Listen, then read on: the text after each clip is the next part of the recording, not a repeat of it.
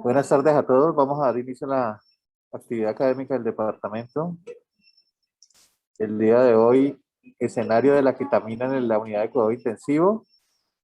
La doctora Paola Andrea Vélez, médica de la Universidad del Valle y en su segundo año de residencia en anestesiología y reanimación, nos va a dar el tema. ¿Puedes empezar, Paola? Buenas tardes a todos. Pues ya el doctor Caballero me presentó. Pues para empezar quería agradecerle a él pues por la tutoría para el desarrollo de este tema. Como mencionó, vamos a hablar acerca del escenario de la ketamina en la unidad de cuidado intensivo. Eh, lo que vamos a desarrollar durante el tema, vamos a hablar acerca de la historia de la ketamina, vamos a resaltar algunos aspectos farmacológicos de farmacocinética y farmacodinámica de la ketamina, para finalizar con los usos clínicos en cuidado crítico. Por último, vamos a dar unas conclusiones. Bueno, y sin más preámbulo, iniciamos. La ketamina comienza pues su historia con la fenciclidina. Esa fue sintetizada por primera vez hacia 1956 por químicos de Park Davis Company. Ellos descubrieron en la ketamina un fármaco único, pues realmente fascinante, porque era capaz de inducir estados similares a la embriaguez, a la catalepsia y a la anestesia en animales. Digamos que uno de estos científicos reconocieron esta molécula, pues se interesaron mucho en sus propiedades de anestesia y dirigieron sus esfuerzos a buscar la síntesis de análogos que tuvieran una acción pues mucho más corta, que tuvieran un perfil anestésico similar y que provocara menos efectos como los descritos de catalepsia.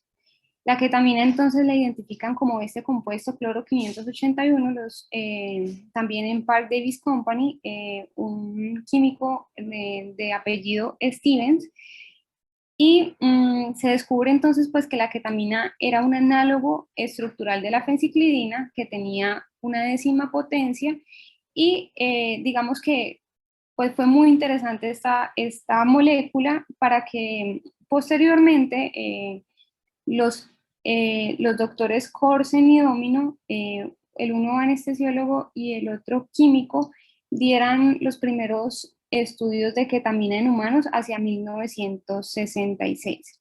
Ellos publican reportes de anestesia en cortes de hasta 130 pacientes, pacientes pues con edades muy variables.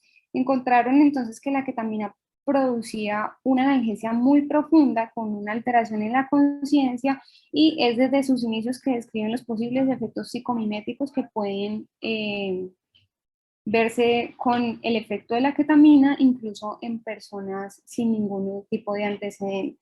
Es hacia 1970 que la FDA aprueba el uso del ketalar y se introduce como tal en la práctica clínica. Pero digamos que hacia finales de los 70, el auge de la ketamina fue sobre todo en la guerra de Vietnam, dado pues como su perfil farmacológico. Después de esto se introdujo la ketamina en usos recreativos, y digamos por los múltiples efectos adversos que reconocieron en la ketamina se abandona su uso, pero ya hacia los 2000 se retorna en su uso, se reconoce el término de anestesia disociativa, y es hacia pues pocos años atrás que se reconoce el isómero dextrorotatorio de la ketamina o la exketamina como un posible fármaco a usar, y es comercializado en Europa. Con respecto a la farmacología de la ketamina, debemos mencionar que la ketamina la encontramos en una mezcla racémica con los isómeros dextrorotatorios y levorrotatorios. Este isómero o dextrorotatorio se ha descrito que tiene una mayor afinidad por el receptor NMDA y que pudiese tener una potencia analgésica de 3 a 4 veces versus su análogo. Sin embargo, pues como que los reportes acerca de este isómero o la esketamina pues han sido muy variables. Hacia 1980 o 1985, White y colaboradores describieron una menor estimulación cardíaca con este análogo, una mejor analgesia, una rápida recuperación, menores efectos psicomiméticos y menores delirios de emergencia, pero esta información digamos que se ve contrastada con nuevos hallazgos del uso del otro isómero para usos antidepresivos y se ha descrito que puede ser más potente y con menos efectos secundarios. Continuando con características físico-químicas de la ketamina, debemos mencionar que esta tiene un peso molecular aproximado de 238 kilodaltons, que es parcialmente hidrosoluble y forma una sal cristalina con un pK muy cercano al fisiológico de 7.5 y que esta molécula puede llegar a ser de 5 a 10 veces más liposoluble que el tiopental. Su biodisponibilidad, pues como lo conocemos, endovenosa de un 93%, 20% por la vía oral, 93 por vía intramuscular y 45 nasal. Y pues esto obedece a su metabolismo del primer paso. ¿Cómo funciona la ketamina? O pues bueno, ¿cómo se metaboliza? Inicialmente la ketamina se metaboliza por medio de enzimas microsómicas hepáticas. La vía principal va a ser una N-desmetilación para formar el metabolito 1 o la norketamina, y este se va a conjugar con glucurónidos hidrosolubles para ser excretada por la orina. No se conoce en verdad con detalle los principales metabolitos de la ketamina, pues no se sabe si estos pueden tener una acción, pero más o menos se ha considerado que la norketamina puede tener de un 20 a un 30% de efecto con respecto al compuesto original, y pudiese que este porcentaje residual de acción tuviese un papel en la analgesia posterior al bolo de ketamina, en la analgesia posterior. De manera, entonces, pues dependiente de la dosis, la ketamina va a desaparecer de niveles plasmáticos, y con ella se ha descrito un modelo de 2 compartimientos. Con respecto a la vida media, a la distribución, la ketamina tiene un gran volumen de distribución de aproximadamente 3 litros o mayor a 3 litros por kilo, y su aclaramiento va a depender plenamente de lo que es la irrigación hepática. Se ha dicho pues que con las administraciones de opioides como el fentanil pudiesen aumentar el volumen de distribución y el aclaramiento del fármaco. Como les decía, el modelo farmacocinético que se ha descrito es este modelo que tengo aquí a la derecha, es el modelo de Clemens, y él nos permite encontrar que a concentraciones plasmáticas entre 0.5 y 2 microgramos por ml encontramos un efecto, un intervalo terapéutico. Es por esto que lo que les describía, que inicialmente pues cuando administramos un bolo de ketamina tenemos un efecto inicial, pero que este efecto se puede prolongar en el tiempo. ¿Qué tenemos con respecto a la utilización de la ketamina? Bueno, ella nos puede proveer una analgesia, también pues tiene usos recreacionales y nos puede producir una disociación. Realmente la ketamina no tiene un único blanco farmacológico, sino que como lo podemos ver, tiene acción sobre receptores opioides, tiene interacción con el sistema monoaminérgico, colinérgico e incluso adrenérgico. Se ha descrito que la afinidad de la ketamina por el receptor opioide mu y kappa es de 10 a 20 veces mayor su afinidad que, perdón, de 10 a 20 veces menor que sobre el receptor NMDA.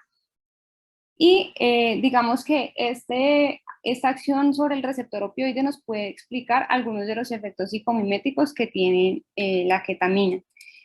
La interacción entre estos receptores opioides y NMDA explica también lo que es el efecto antihiperalgésico que encontramos pues, con la ketamina.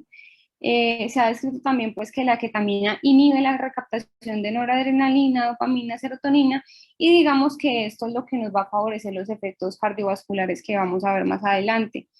También se ha descrito acción sobre los receptores colinérgicos, y esto pues va a favorecer, digamos, la transmisión de la acetilcolina. Este fenómeno entonces se va a relacionar con lo que son estados de alteraciones cognitivas, como lo puede ser el delirio. Y por último, pues mencionar que si bien la ketamina no tiene un efecto directo sobre la placa neuromuscular, cuando se combina con derivados del curare, ¿Radiólogo? puede No, potenciar la unión neuromuscular. no conoces a nadie del bajo mundo. Bueno, continuando con respecto a la farmacología de la ketamina, pues mencionar acá en el dibujo de la izquierda que el glutamato, pues el aminoácido más abundante a nivel del sistema nervioso central, que este pues va a intervenir en procesos como lo es la memorización, la conexión neuronal, la plasticidad sináptica, pero que también tiene un papel muy importante en fenómenos como lo es la hiperalgesia. ¿Qué encontramos? Entonces, en una terminal nerviosa, el glutamato pues es liberado a las hendiduras sinápticas por este mecanismo que es plenamente dependiente del calcio y en lo que es la célula glial, este glutamato se va a reciclar, se va a convertir nuevamente a glutamina para perpetuar este proceso de liberación de glutamato. Pero a nivel posináptico vamos a ver que este glutamato pues va a tener interacciones con múltiples receptores, como lo es el receptor de kainato, el receptor AMPA, el receptor NMDA y receptores específicamente de glutamato. Hacia la gráfica de la derecha vemos entonces que el receptor de NMDA está asociado pues a un canal selectivo para cationes, que vimos que no solamente es NMDA, sino también glutamato, glicina y otras moléculas. Entonces, cuando estos agonistas no están ocupando el sitio de acción, como lo es en el caso de la imagen B hacia la derecha, entonces este canal va a estar cerrado. Pero cuando ocurre el proceso pues este proceso se va a ver limitado por lo que es el magnesio, esa moleculita que ven aquí. Pero cuando ya es polarización, ven que pues digamos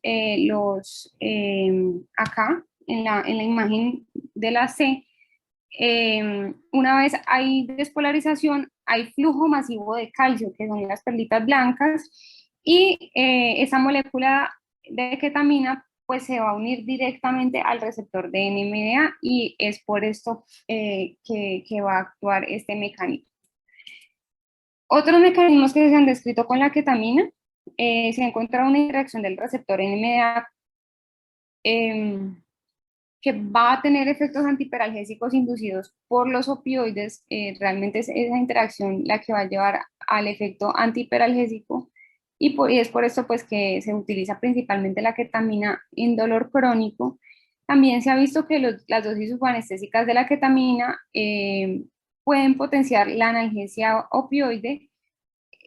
Otro de sus mecanismos es la supresión de la óxido nitroicosintasa y esto va a suprimir la expresión de proteínas por endotoxinas y es entonces cuando vemos un efecto antiinflamatorio que nos puede proteger incluso contra procesos sépticos. Otros de los mecanismos que se han descrito es la hipnosis por medio de combinación del bloqueo de NMDA y la hiperpolarización por los canales de cationes.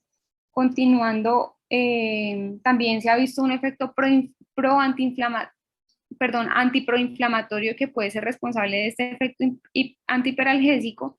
Se relaciona la analgesia inmediata cuando se hace una combinación entre en el receptor de opioide.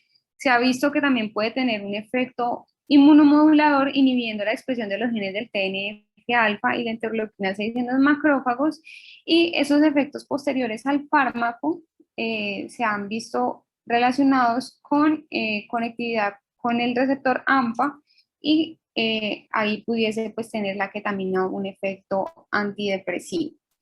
¿Qué efectos tiene la ketamina a nivel del sistema nervioso central? Como vemos en la gráfica de la izquierda, la ketamina va a tener un bloqueo preferente sobre los receptores de glutamato, pues los receptores NMDA de las neuronas GABA que están a nivel de la corteza, a nivel del hipocampo y del sistema límbico, y también a nivel pues, de médula espinal. La ketamina hace un bloqueo muy selectivo sobre las neuronas periféricas en los ganglios de la raíz dorsal, como vemos acá. Entonces, este efecto sobre el sistema nervioso se va a ver que va a producir un nivel de inconsciencia y de analgesia que se van a relacionar directamente con la dosis que administremos, que esta anestesia disociativa, si la prolongamos y si administramos una dosis pues mucho mayor, puede llegar incluso a estados catalépticos. La ketamina tiene su inicio entre 30 y 60 segundos, como veíamos, su pK es muy cercano al fisiológico y su efecto es muy inmediato, tiene un efecto máximo al minuto y su duración, la duración pues posterior a un vuelo puede ser de incluso 15, 20 minutos. Cuando administramos ketamina, el paciente va a conservar lo que son los reflejos corneales, trusígenos y de deglución, y se ha visto que el paciente puede tener dilatación pupilar, puede tener nistagmo, em, también puede tener salivación y un tono muscular aumentado. Un tono muscular que pues no debemos confundir con lo que pueda ser una convulsión. Con respecto a los efectos de la ketamina en el sistema nervioso, digamos que la ketamina pues como que hacia el finales de los años 70 se vio muy satanizada. Se mencionaba entonces en estudios alrededor de del año 72 que la ketamina producía un aumento del flujo sanguíneo cerebral y del consumo cerebral de oxígeno, y que inducía un estado de vasodilatación cerebral y de elevación de la presión intracraneal. Estos hallazgos, digamos que esta creencia de los 70 se basó sobre todo en este estudio. Este fue un estudio en que cogieron a 5 niños que tenían shunts, que tenían derivaciones ventriculoperitoneales, y lo que hicieron ellos fue monitorearle la presión intracraneal inicial antes del bolo de ketamina y después del bolo de ketamina. Estos niños eran niños pues que tenían, como les digo, derivaciones ventriculoperitoneales o derivaciones externas. O sea, no eran niños que tuvieran una presión intracraneal previamente, pues sí la podían tener normal, pero tenían un proceso fisiológico como pues que les restringía, digamos, la expansión. Eran pacientes con hidrocefalias pues muy marcadas. Más adelante vamos a ver que hacia los 2000 este efecto sobre el sistema nervioso se rebatió. Se encontró que la ketamina no ejercía un efecto directo sobre los vasos cerebrales, que las variaciones de flujo sanguíneo siempre se debían a aumentos ya fuese de la presión arterial de CO2 o de la presión arterial media, y se encontró fue que los estudios que mostraban que la ketamina inducía un aumento en la PIC eran en animales o en pacientes que estaban en ventilación espontánea, y que estos aumentos de la presión intracraneal eran transitorios, que no conducían a modificaciones mayores en lo que fuese la presión de perfusión cerebral. Continuando, los estudios, sobre todo en paciente neuroquirúrgico, han mostrado que cuando el paciente está anestesiado con medicamentos como el propofol y isoflurane, la ketamina va a provocar una disminución en la presión intracraneal, una disminución en el consumo metabólico, y este paciente va a preservar el mecanismo de autorregulación y el acoplamiento flujo-metabolismo. Que estos efectos que se describieron inicialmente como el aumento del flujo sanguíneo cerebral y de la PIC se podían bloquear por medio de agonistas GABA, ya fuera benzodiazepinas o la administración de propofol, y que esto pues iba en conclusión a llevar a una preservación de la presión de perfusión cerebral. Por tanto, no era una contraindicación utilizar la ketamina en paciente neuroquirúrgico. A nivel del sistema nervioso también puedes mencionar que la ketamina produce este patrón, un patrón caracterizado por ondas slow delta y por ondas de alta frecuencia beta y gamma. Y esto pues ya lo explicamos, es por su bloqueo selectivo a nivel interneuronas, a nivel de corteza, de sistema límbico y de hipocampo. Como vemos acá en la izquierda, este es el espectrograma mostrando un patrón beta-gamma y slow delta en un paciente de 61 años que iba pues a anestesia, y es en este momento que le administran 2 bolos de ketamina y se empiezan a ver los cambios a nivel del espectrograma. También se ha descrito que la ketamina produce un patrón llamado como estallido gamma, y este pudiese ser, se ha descrito, perdón, como un patrón de ondas lentas, pero adjuntas a un patrón de ondas gamas de frecuencias pues muy altas, hasta 40 Hz, que se pueden, pues que se podrían ver en el espectrograma. Con respecto a los efectos en sistema nervioso, ya les había mencionado que la ketamina puede producir un aumento en el tono muscular, el paciente puede cursar con clonus y esto digamos que hizo creer que la ketamina pudiese ser proconvulsivante, pero lo que se encontró en esos casos donde se describió que la ketamina inducía convulsiones era que los pacientes no estaban adecuadamente monitorizados, que no se sabían los eventos desencadenantes de estas convulsiones y que probablemente hubo una mala interpretación de la actividad tónico-clónica del paciente.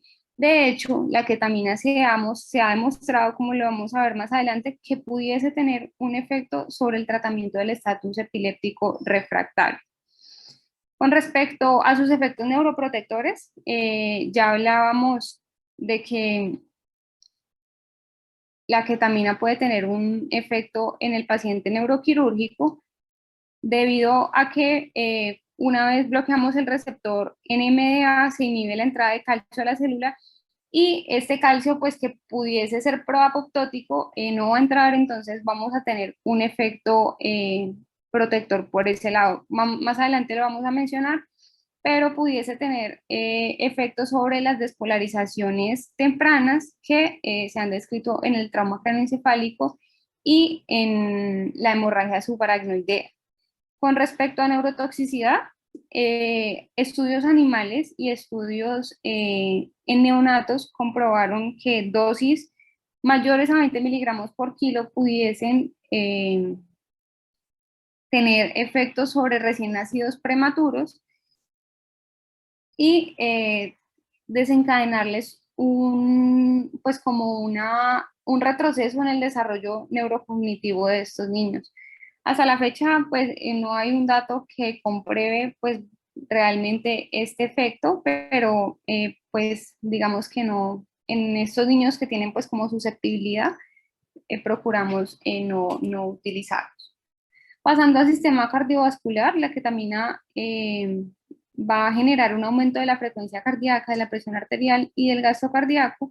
La mayor parte de estos efectos van a ser por la estimulación de los centros simpáticos y de este aumento de las catecolaminas circulantes, y eso es porque la ketamina va a tener un efecto sobre la recaptación de serotonina y noradrenalina. Este efecto se acompaña de una atenuación del barorreflejo arterial que este pues lo podemos bloquear por medio de GABAérgicos. Por último, va a inhibir las corrientes sódicas en las neuronas parasimpáticas del núcleo ambiguo y esto pues puede contribuir al reflejo, a la taquicardia refleja. En músculo liso, la ketamina va a inhibir los canales de calcio y generar vasodilatación, va a potenciar la vasoconstricción por medio de noradrenalina. En corazón no se ha visto que la ketamina tenga un efecto inotrópico directo, pero en sujetos pues que tienen cardiopatía isquémica puede empeorar lo que es la función sistólica y la función diastólica. La ketamina tiene un bajo poder antiarrítmico y a nivel de la circulación pulmonar se ha visto que provoca un aumento del 40% de las resistencias vasculares pulmonares, que en un sujeto sano pues estos efectos no nos van a generar ningún problema, pero que en un paciente susceptible pudiese generarnos una descompensación aguda. A nivel respiratorio, la ketamina va a estimular va a ser un estimulante ventilatorio, va a aumentar la ventilación minuto y el paciente pues cuando está anestesiado con ketamina va a tener un aumento en el tono de los músculos respiratorios, un aumento en la contractilidad diafragmática, va a tener un aumento en la capacidad residual funcional y va a preservar la presión arterial de oxígeno. La ketamina va a generar una preservación de todos los músculos y los reflejos faringolaringeos y va a tener un efecto broncodilatador muy potente, que este es mediado por el sistema parasimpático, pero a su vez va a generar un aumento en las secreciones salivales. A nivel del sistema inmunológico, la ketamina va a llevar se ha visto pues que puede disminuir la lesión pulmonar, puede disminuir el líquido intersticial inducido por la liberación de endotoxinas, puede inhibir la activación de leucocitos e inhibir la liberación de moléculas adhesivas, lo que son citoquinas radicales libres.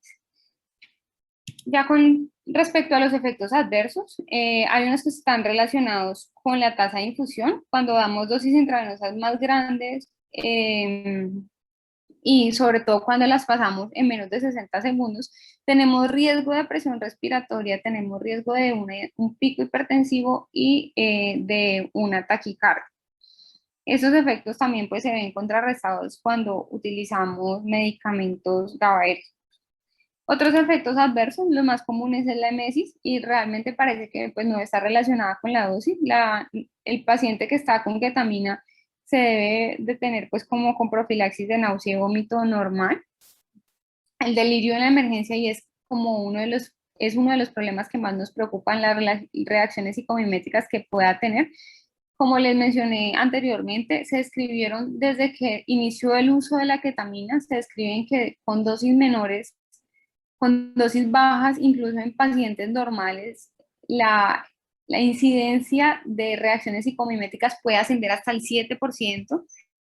La ketamina puede agravar afecciones preexistentes como lo son crisis hipertensivas y enfermedades coronarias sintomáticas, puede generar hipotensión, bradicardia, aumento del tono muscular, clonus, puede potenciar un aumento de la presión intraocular e intracraneal.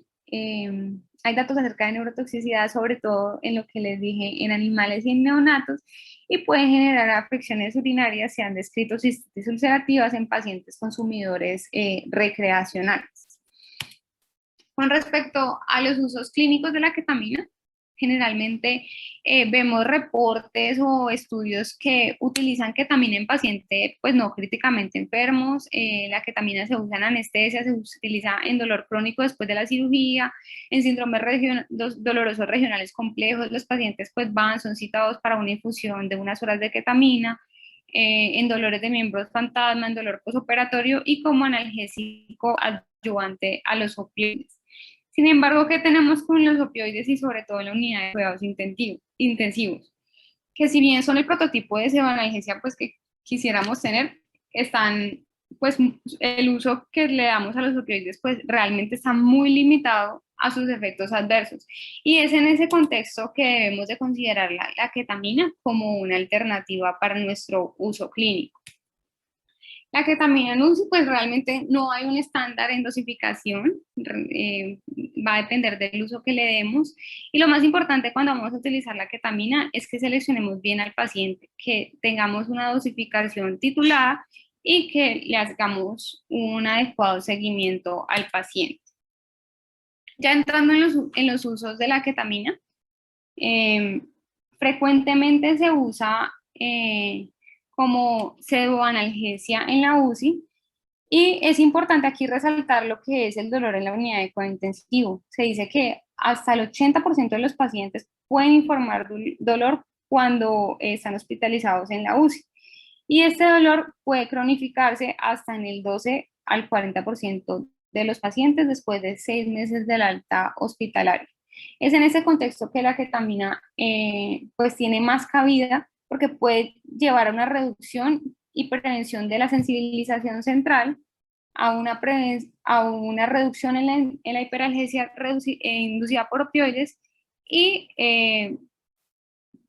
pues es útil en el paciente que ya se ha vuelto tolerante. La ketamina la vamos a tener como una alternativa de las benzodiazepinas, pues que no va a tener un efecto GABA, una alternativa al propofol sin un efecto en el metabolismo hepático y un efecto cardiovascular pues mínimo, y nos va a proveer una analgesia comparable a la de la dexmedetomidina. ¿Qué tenemos entonces con respecto a guías de práctica clínica? Esta es la guía pues, de cuidado intensivo para el manejo del dolor, agitación, sedación y delirio. El papel que le dan, esa guía es del año 2018 y el papel que le dan a la ketamina en esta guía es como ayudante farmacológico para la terapia de opioides. Ellos sugieren usar la ketamina a dosis bajas. Dosis bajas ellos la refieren como bolos de 0.5 miligramos por kilo seguidos de infusiones entre 1 y 2 microgramos kilo minuto, encontrando que la ketamina puede ser un complemento en la terapia con opioides cuando se busca reducir el consumo en los adultos, sobre todo postquirúrgicos que son ingresados a la UCI. La calidad de esta recomendación es muy baja y de dónde nace, de este RCT que les quiero mostrar acá y pues de otros observacionales. Este RCT es publicado hacia el año 2003. Este grupo decide realizar un RCT en pacientes posoperatorios de cirugía abdominal mayor. Estos pacientes salían a la unidad de cuidado intensivo con PSA de morfina y los aleatorizaron para recibir o placebo o ketamina. A las mismas dosis que nos recomienda la guía, como les dije, bolos de 0.5 miligramos por kilo seguidos de infusiones a 2 microgramos kilo minuto en 24 horas. La idea de estos investigadores fue estudiar el efecto de la ketamina en infusiones prolongadas, es decir, infusiones mayores a 24 horas. ¿Qué encontró y qué es lo más importante de este RCT? Que horas después de la infusión, el consumo de morfina, cuando se cuantificaba el grupo placebo es el grupo pues en blanco, el negro es el grupo de intervención de ketamina, y es evidente cómo el grupo de ketamina redujo con su consumo en PSA de morfina. Es entonces cuando ellos dicen pues que la ketamina tiene un valor en la reducción del consumo de opioides. Sin embargo, este estudio describió que a pesar de que sí tenían un consumo menor, los del grupo de ketamina, la puntuación en la escala visual análoga era muy similar y los efectos adversos como delirium eran pues también muy similares entre el grupo placebo y el grupo intervención. Es bajo este RCT que la guía de UCI da la recomendación para el uso de ketamina en pacientes postquirúrgicos, sobre todo postquirúrgico abdominal. Y continuando, nos quisimos, el tema lo desarrollamos a medida de realizar preguntas con respecto a la evidencia de ketamina. Hicimos una búsqueda por términos MESH en PubMed y nos preguntamos, ¿realmente qué utilidad tiene la ketamina en la pseudoanalgesia del paciente crítico? Para esta búsqueda excluimos pues revisiones de casos, quisimos traer la mejor evidencia disponible y para resolver esta pregunta trajimos esta revisión sistemática. Esta revisión sistemática que evalúa la pseudoanalgesia con ketamina en la unidad de cuidados intensivos. El objetivo principal fue comparar los regímenes de pseudoanalgesia con ketamina y sin ketamina. En el objetivo primario, evaluar qué tan buena era la sedación con ketamina en términos de dolor, de sedación, de delirio, en consumo de analgésicos, en duración de ventilación mecánica y estancia en la UCI, además de efectos psicomiméticos. Y se plantean entonces un objetivo secundario de evaluar la hemodinamia cerebral, la motilidad intestinal y los efectos secundarios de las infusiones prolongadas de ketamina.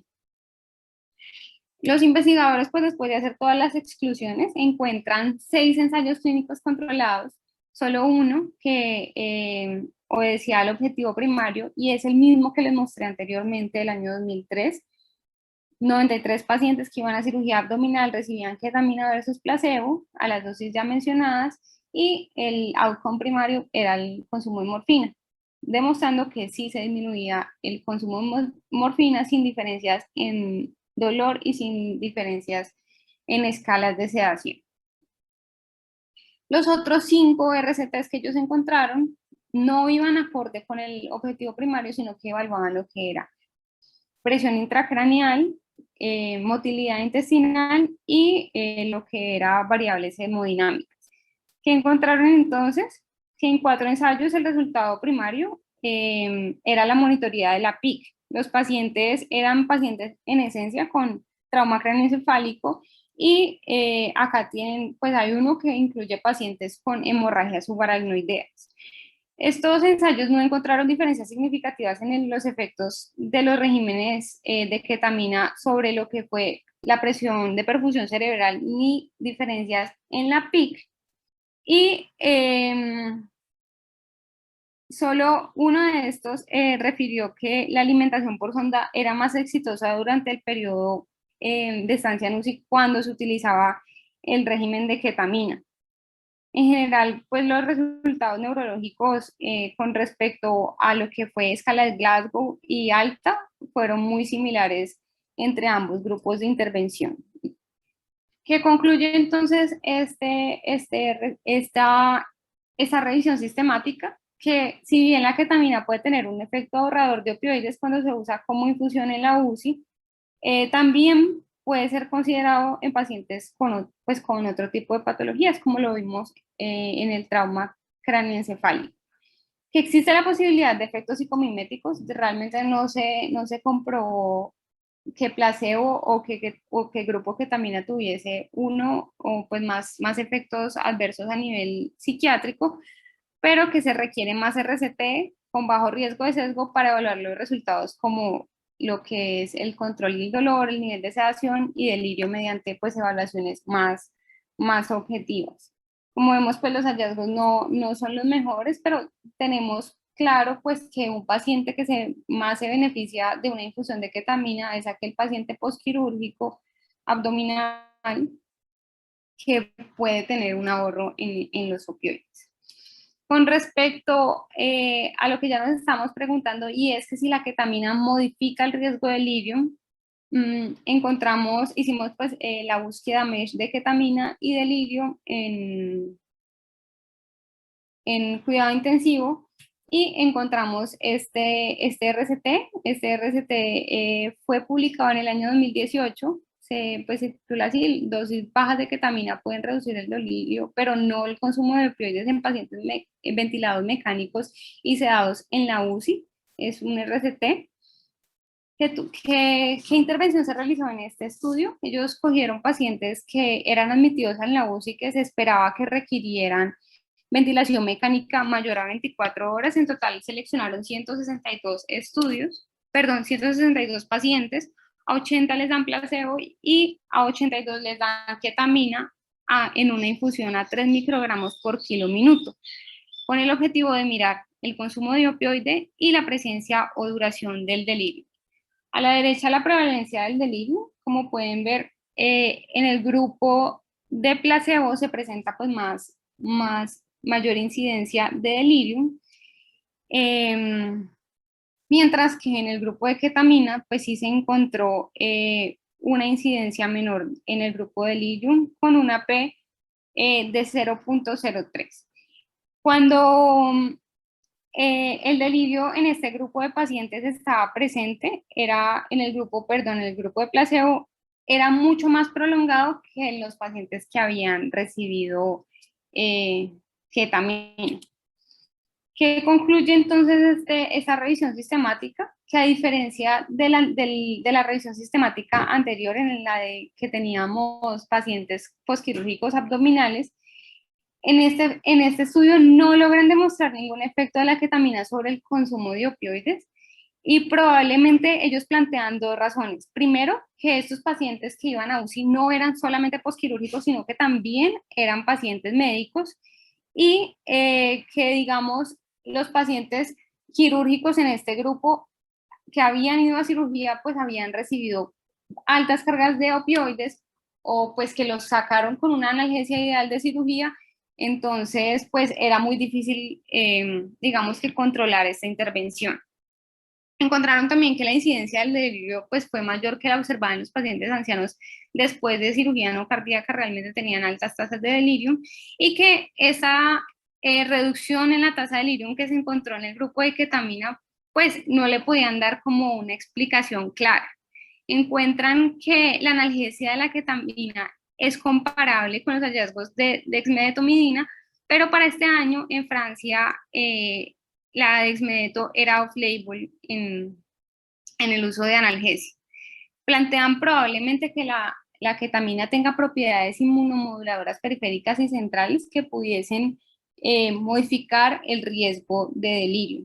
Como limitaciones, pues realmente este es un RCT pues que tiene una población baja, que es un estudio unicéntrico que evalúa pacientes, como ya lo decía, quirúrgicos y médicos, y que ellos hacían una evaluación única del delirium por medio del CAMICU, lo realizaban solamente una vez, y pues como todos conocemos, el delirium pues es una entidad muy variable y muy fluctuante en el día. Continuando con el paciente neurocrítico, pues ya sabemos que en un paciente neurocrítico es ideal mantener un nivel adecuado de sedación y de analgesia y que esto va a jugar un papel muy importante en lo que es el manejo del trauma craneoencefálico, pero que hasta el momento no tenemos claro qué fármaco, qué combinación de fármacos es más eficaz para lograr este efecto. Con respecto a las despolarizaciones retardadas, cuando ocurre un trauma craneoencefálico, se ha descrito propagaciones eléctricas en todo el electroencefalograma que se trata pues como de ondas abruptas y que obedecen a cambios en los iones transmembrana y que son fenómenos que se asocian con un peor pronóstico en el paciente que tiene un trauma craneoencefálico o una hemorragia subaracnoidea, que se ha visto pues en estudios retrospectivos que la ketamina pudiese tener un efecto sobre estas despolarizaciones y es en ese contexto que se utilizaría la ketamina como un agente neuroprotector. Nos realizamos nuevamente la pregunta y fue, ¿qué tan seguro es el uso de la ketamina en el contexto del paciente neuroquirúrgico? Y la mejor evidencia para responder esa pregunta fue esta revisión sistemática. Esta revisión fue publicada el año anterior y buscó evaluar si el uso de la ketamina era beneficioso en el tratamiento de pacientes con trauma craneoencefálico en términos de PIC, de presión de perfusión cerebral y de despolarizaciones corticales propagadas. Para responder entonces esta pregunta, ellos hicieron pues su búsqueda encontrando 11 estudios, 3 de ellos RCTs y los demás observacionales. Los RCTs los señalo aquí. ¿Qué hallazgos tuvieron entonces? De esos 11 estudios, 7 evaluaban lo que era el efecto de la, acá en esta columna, el efecto que tenía la ketamina sobre la presión intracraneal. 3 estudios encontraron no encontraron, perdón, diferencias en lo que era la presión intracraneal y el grupo, pues, y la infusión de ketamina. Como podemos ver acá, no reportan diferencias entre los grupos de ketamina y los que reportan que es digamos, este de acá, este no es RCT, es un observacional que compara, que busca mirar los valores de presión intracraneal. Después de una infusión de ketamina, este estudio reporta que había un aumento en la presión intracraneal, pero era cuando el paciente pues, le realizaban la succión. Sin embargo, no había cambios como tal en lo que era la presión de perfusión cerebral. Más adelante encontramos un estudio que informó un aumento significativo en la presión intracraneal en el día 8, con un aumento en 5 milímetros de mercurio, y 10 en el día 10 con un aumento de 8 milímetros de mercurio, sin diferencias en lo que fue la presión de perfusión cerebral. Cuando concluimos como toda esta información, se trae entonces a colación que estos estudios realmente no encontraron pruebas fidedignas de que el uso de ketamina en los pacientes con lesión cerebral produjera un aumento significativo en lo que es la presión intracraneal ni efectos sobre la presión de perfusión cerebral. Ninguno de los RCTs señalados encontró que hubiesen estos aumentos, como les digo, que la infusión de ketamina no producía un empeoramiento de las afecciones cerebrales y que 3 de estos estudios, pues que a pesar de que no eran los RCTs, eran observacionales, mostraban una reducción significativa en la aparición de estas ondas ligadas a lesión cerebral y con peor pronóstico, las ondas de despolarización que les mencioné previamente, y eso se correlacionaba con el uso de ketamina. Bueno, pues mencionando este punto de lo que es la actividad cortical, pues monitorizada mediante electroencefalografía, entonces pues también se ha hablado incluso desde los años 80 del papel de la ketamina en el manejo del estatus epiléptico refractario. Me imagino pues que por cuestiones éticas pues no se han realizado ensayos clínicos controlados en este tema. Realmente la bibliografía no es mucha, pero sí encontramos una revisión sistemática que nos habla de qué papel tiene la ketamina en el manejo del estatus epiléptico. Es esta revisión sistemática publicada en Neurocritical Care en el año 2020. Tuvo el objetivo de evaluar la eficacia y la seguridad de la ketamina como manejo del estado epiléptico refractario. 27 informes de casos y pues reportes de casos. Realmente no, como les digo, no hay mayor evidencia sobre esto. Que estos son algunos de los encontrados, sobre todo en adultos.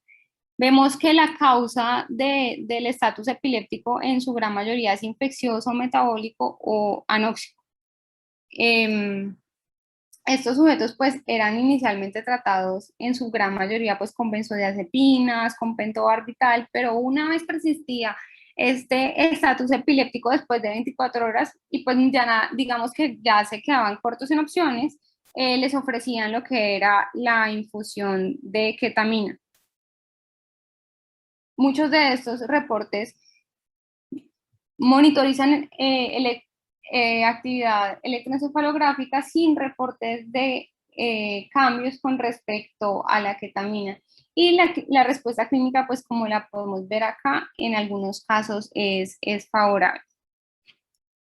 ¿Qué concluye entonces esta revisión sistemática? Que en algunos casos la ketamina ha demostrado ser eficaz en el tratamiento del estado epiléptico refractario, pero pues que estos estudios tienen marcadas limitaciones metodológicas, que se requieren ensayos clínicos que confirmen la mejor eficacia y el perfil de seguridad de la ketamina en el paciente que tiene un estatus refractario. Y de hecho hay 2 estudios ya registrados en clinical trials y pues esperamos, digamos, como los resultados para saber, pues, como para tener en cuenta en el paciente con estatus epiléptico. Otro de los escenarios, pues, que es bien común en la UCI es la secuencia rápida de inducción. Todos sabemos los efectos cardiovasculares, pues, beneficiosos que tiene la ketamina, pero digamos que queríamos saber, pues, que si realmente esto impactaba en la morbilidad y pues, sobre todo en la mortalidad del paciente. Encontramos entonces esta revisión sistemática que evalúa la ketamina, el uso de la ketamina como secuencia de inducción, como agente de secuencia de inducción rápida en la población traumatizada. Revisión sistemática incluye 4 estudios que los pueden ver acá y ellos valoraron qué impacto tenía el uso de la ketamina en la supervivencia de los pacientes. Uno de estos estudios, el inicial, pues compara ketamina con tiopental, otro compara etomidato con ketamina, los otros comparan etomidato con ketamina y ¿qué encuentra? Pues que no hay diferencias en las tasas de transfusiones y que no hay diferencias realmente en las tasas de mortalidad. Todos estos pacientes eran pacientes traumatizados. Y ¿qué hallazgo describen entonces los investigadores? Que los estudios que comparan ketamina con otros agentes en secuencia rápida de inducción son escasos, que la evidencia pues realmente no muestra ningún beneficio con respecto a mortalidad y pues que se requieren más ensayos clínicos controlados para establecer una evidencia más sólida en este caso. Sabemos pues que los beneficios inmediatos, digamos, en el momento de la inducción de secuencia rápida, pues nos pueden favorecer mucho a nosotros, pero no se ha demostrado que impacte directamente en mortalidad. Para finalizar, y pues un tema pues que no podemos excluir y es el tema del COVID. Realmente pues, la pandemia nos ha hecho sobre todo hacer mano de otras alternativas para lo que es la semanalgesia, y pues el manejo de estos pacientes, sobre todo en escasez de medicamentos a nivel mundial. Y entonces, pues, por último decimos buscar qué evidencia había sobre el uso de ketamina en pacientes con COVID-19. No encontramos ningún estudio grande, solamente digamos que hay evidencia pues más de editoriales y quise pues traerles estas dos. La primera recomienda el uso de ketamina en pacientes con COVID-19. Perdón, plantea que sí hay una recomendación para el uso de ketamina en pacientes con COVID-19, pero que la ketamina nos puede aumentar las secreciones orales y bronquiales. Y que para esto pues podemos atropinizar al paciente, o bueno, ya sea con atropina o con glicopirrolato, pero que incluso estos pacientes, hasta el 12% de estos pacientes van a persistir con hipersalivación y pues con aumento de todas sus secreciones. Entonces, pues este paciente es un potencial paciente tosedor que genere aerosoles y que va a requerir más succión. Esta editorial, ¿para qué? Para resaltar que tenemos que seguir utilizando nuestros equipos de protección personal, pues porque con cada paciente tenemos una exposición diferente. Y esta otra editorial que pues me parecieron muy precisas las conclusiones. Plantean entonces que la ketamina pues es un medicamento que tiene muchos beneficios, sobre todo pues que es barato, que tiene propiedades antiinflamatorias, que la podemos utilizar en pacientes que estén hemodinámicamente comprometidos, que no nos va a deprimir al paciente ni cardiovascularmente ni pulmonarmente. Entonces, que es un medicamento pues realmente con unas propiedades farmacológicas muy acordes a la pandemia y pues que definitivamente deberíamos de considerarlo en nuestro arsenal de medicamentos en la UCI. Para finalizar, entonces, traje estas conclusiones. La primera, decir que la ketamina, y pues resaltar que la ketamina provee una anestesia, una sedación y una analgesia eficaz, manteniendo la estabilidad cardiopulmonar. Segundo, que los efectos psicomiméticos a menudo siguen siendo un factor limitante para que utilicemos la ketamina, pero que se ha comprobado que estos efectos psicomiméticos se pueden bloquear con el uso de otros medicamentos. Que la ketamina tiene un perfil farmacológico único que lo convierte en un agente alternativo atractivo para la sedación en el contexto de UCI, que existe evidencia de ketamina en otros escenarios como lo es el broncoespasmo, el estatus epiléptico, pero que se requieren mayores estudios y una mayor calidad de la evidencia para que estandaricemos la utilización de ketamina en la UCI. Y bueno, eso es todo lo que les traía para el día de hoy. Muchas gracias por su atención.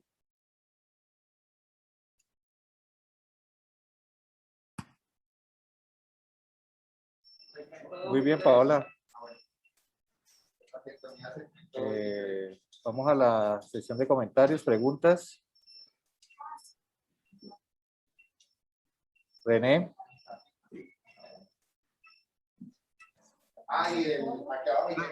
¿Cómo están? Deja hablar. Bueno, felicitar a la doctora Paola por su charla. Muy bien. Me gusta mucho la seguridad con la que se ha expresado. Me gusta mucho el contenido de la charla.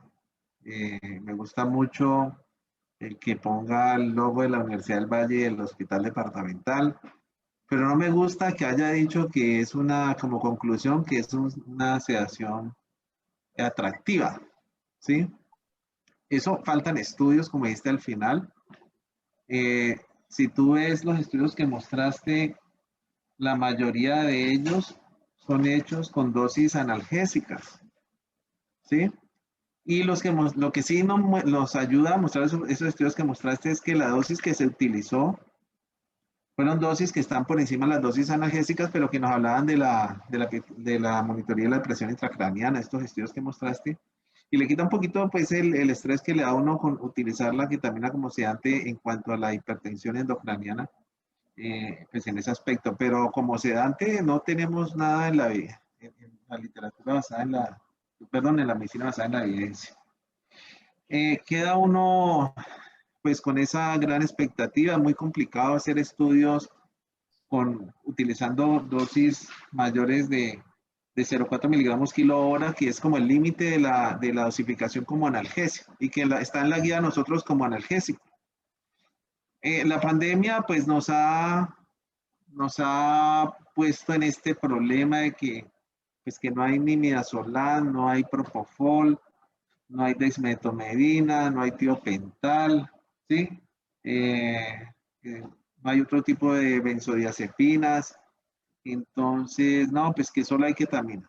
Entonces, pues, pongamos la ketamina, pues, mientras conseguimos los otros tipos de analgésicos, pues, porque esa es la cruda realidad, ¿cierto? Pero no es para prolongarla en el tiempo, sino, pues, como una terapia de rescate mientras se logra conseguir el otro tipo de sedantes para tener una sedación óptima, que es el objetivo que nosotros tenemos.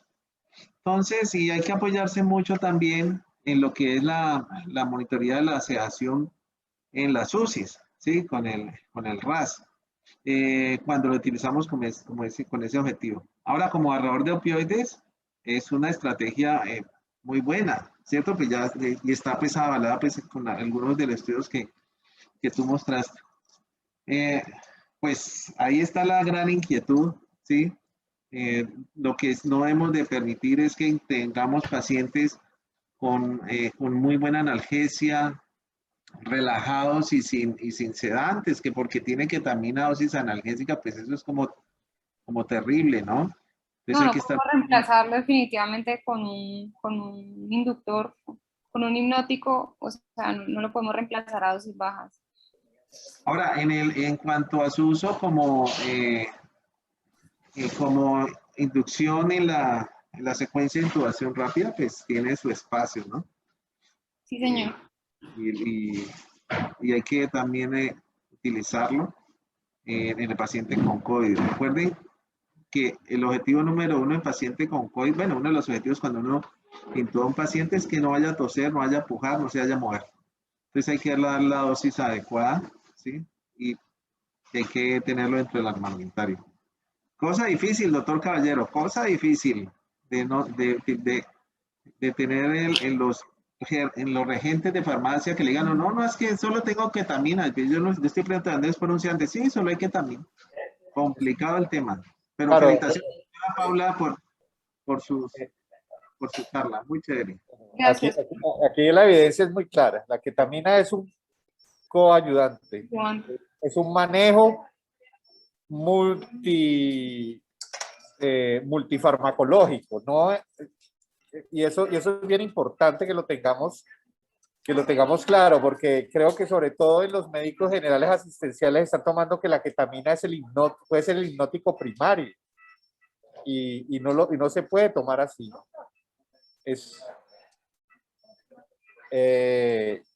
Como lo vimos, la evidencia es muy baja, la búsqueda bien interesante que hizo Paola con terminología MED, realmente todavía no sabemos a ciencia cierta el impacto que tiene, parece que tiene algunos beneficios.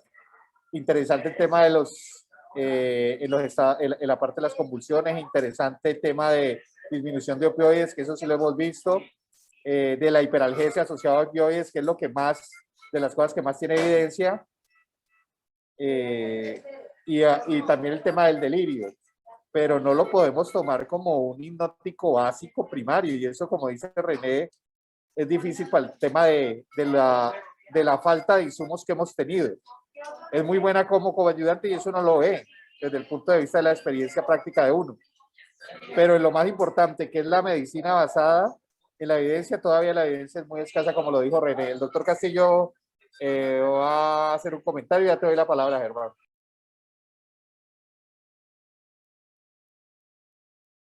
Puedes activar el micrófono.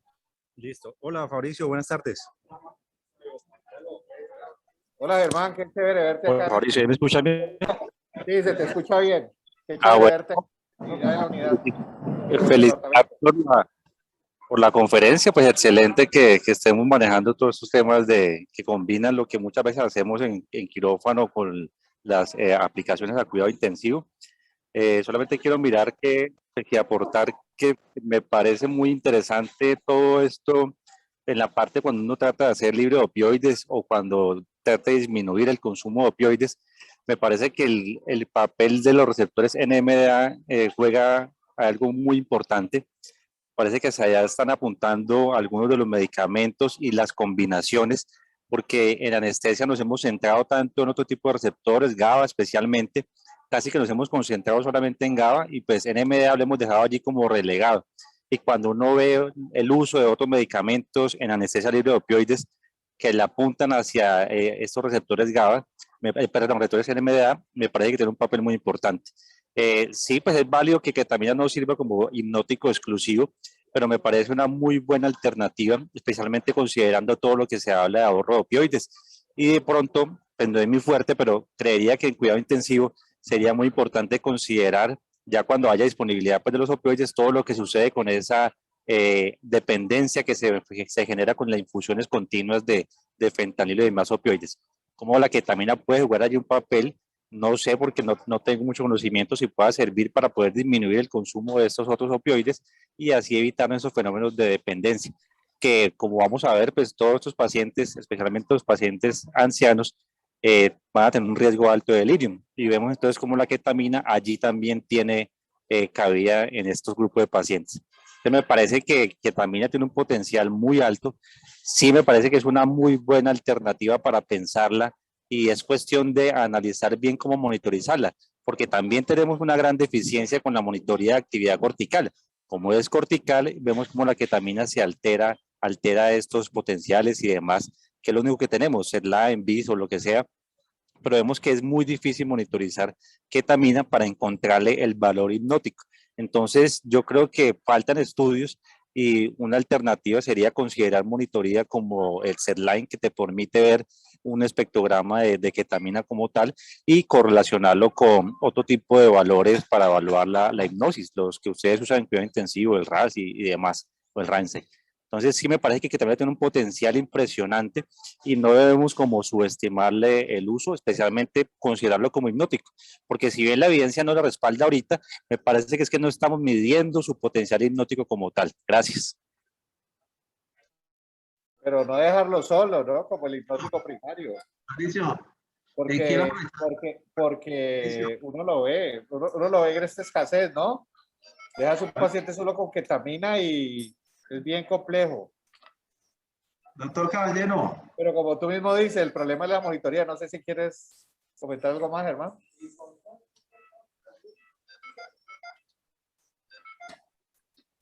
Ahí te volví a dar el micrófono. No, nada más, muchas gracias. La doctora Sandra Lozano, le voy a dar la palabra. Sandra, ¿puedes hablar? Hola, ¿cómo están? Bien, creo que lo habíamos mencionado en alguna oportunidad y me imagino que a posteriores nos vamos a revisar, es todo el tema de compromiso cognitivo posterior al uso de este medicamento a la dosis que lo estamos utilizando. No sé si algo encontraron, investigaron o lo tenemos para futuras investigaciones. Y lo número 2, siempre hemos sabido pues que la ketamina puede dar, y la doctora lo mencionó, algunos efectos de disociación, malos recuerdos y pesadillas. ¿Recuerdas que ayer hablamos en el mediodía que luego tenía cosas por contarles cuando hemos tenido ya el tiempo suficiente para hablar con los pacientes que ustedes manejaron allá en COVID? Y una de las cosas que ha sido como muy reiterativa entre ellos, y lo recuerdan perfecto, son las pesadillas que tuvieron durante su estancia allá en la UCI. No sé si de pronto, yo me he llegado a preguntar, no estoy diciendo que sea causa-efecto, pero me he llegado a preguntar si de pronto el uso de este medicamento promueve de alguna manera esas pesadillas que son realmente aterradoras las que ellas cuentan. Pues yo creería que ahí va lo que estamos diciendo, Sandrita, que la ketamina es un coayudante, no se puede dar como hipnótico primario y solo a dosis muy altas, buscando la optimización del paciente, porque puede llevar a todos los problemas de este tipo, que también Paola comentó en su momento, de las alucinaciones, las pesadillas y todo eso, por ese mismo problema. René como que va a comentar algo en relación a eso.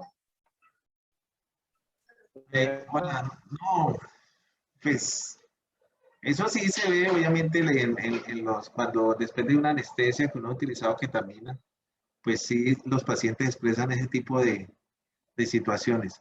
Pero no, yo estaba levantando la mano, pues es que quiero aprovechar que está aquí el doctor Germán Castillo, que pertenece al grupo de Código Dorado, ¿sí? Que nos comente acerca de su experiencia de la ketamina como inductor en la intubación del paciente con COVID. Yo observo mucho en los diferentes colegas, en las diferentes instituciones, que la ketamina está como un poquito relegada en cuanto a su uso como inductor, ¿sí? Quisiera que el doctor Germán nos contara sobre su experiencia aquí como en el código oral del paciente con COVID.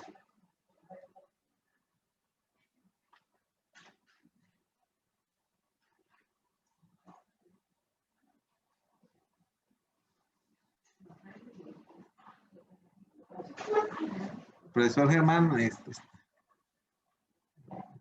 por ahí? Ya le voy a dar el micrófono, tranquilo, René. Ya le voy a dar el micrófono. Gracias. Ya puedes activarlo, Germán, para que le respondas a René.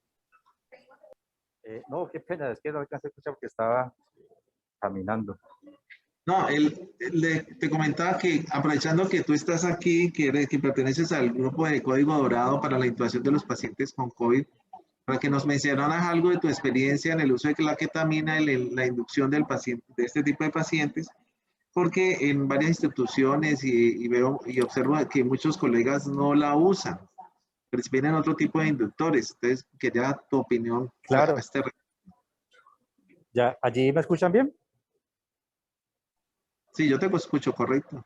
Listo. Pues particularmente yo siempre me iba armado con ketamina y propofol y soy fanático de la mezcla ketofol, por así decirlo, o que primero ketamina y de acuerdo a ir evaluando la hemodinamia del paciente, una dosis adicional de algún propofol que no superaba los 30 o 50 miligramos, porque sí veía que el paciente COVID, para intubarlo, él se inestabiliza mucho porque pues toda esta parte pulmonar después hay que reclutarlo y toda esta parte que se cae, los volúmenes, la saturación y todo, entonces repercute mucho en la hemodinámica. Pues particularmente sí me gustaba mucho y lo sigo usando en los pacientes COVID, ketamina, y en ocasiones, si el paciente no está lo noto muy disociado, lo complemento con un poco de propofol, pero a dosis muy baja, de menos de 1 miligramo por kilo. Entonces, particularmente me gustaba usarlo porque sí sentía la incomodidad de los intensivistas que después recibían esos pacientes COVID en el hospital, mencionando que no, que los de código dorado me dejan el paciente muy inestable, que, bueno, haciendo comentarios de ese estilo. Entonces, se hacían ajustes, era para poder tener unas inducciones un poco más seguras y particularmente en COVID, en el paciente COVID, yo prefiero que no se me vaya a mover y utilizo unas dosis muy altas de bloqueante neuromuscular, ya sea succinil o rocuronio, porque prefiero que no tosa a que esté completamente dormido. Pues particularmente porque el paciente ya de por sí tiene un estado de hipoxia que lo empieza a condicionar de que va a ser un poco más difícil de manejar. Entonces la hipnosis hay que garantizarla rápido, pero prefiero garantizar la relajación neuromuscular de forma mucho más potente, mucho más rápida, porque sé que tengo apenas menos de 60 segundos para poder asegurar la vía aérea. Entonces sí era, y me sigue gustando y sigo utilizando mucho ketamina en la inducción de esos pacientes para el manejo de su vía aérea. Gracias. Excelente, ¿no? René, ¿vas a comentar algo más? No, felicitar nuevamente a la doctora Paola por su excelente charla. Muy bien, Pau. El ejercicio que hiciste con las preguntas y la búsqueda es lo que debemos hacer cuando hacemos revisiones de este tipo. No sé si algún otro profesor quiera hacer comentario, alguno de los participantes.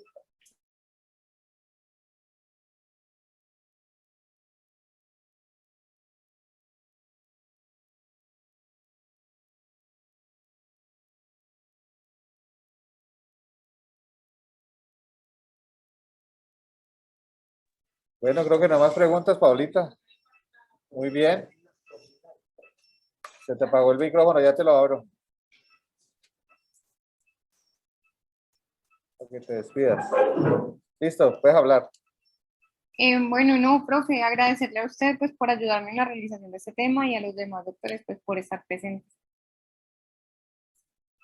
Bueno, muchas gracias a Tengan todos. buen día. Nos vemos el otro jueves en la actividad de tema central y el lunes en Club de Revista. Muchas gracias a todos, que estén muy bien. Hasta luego.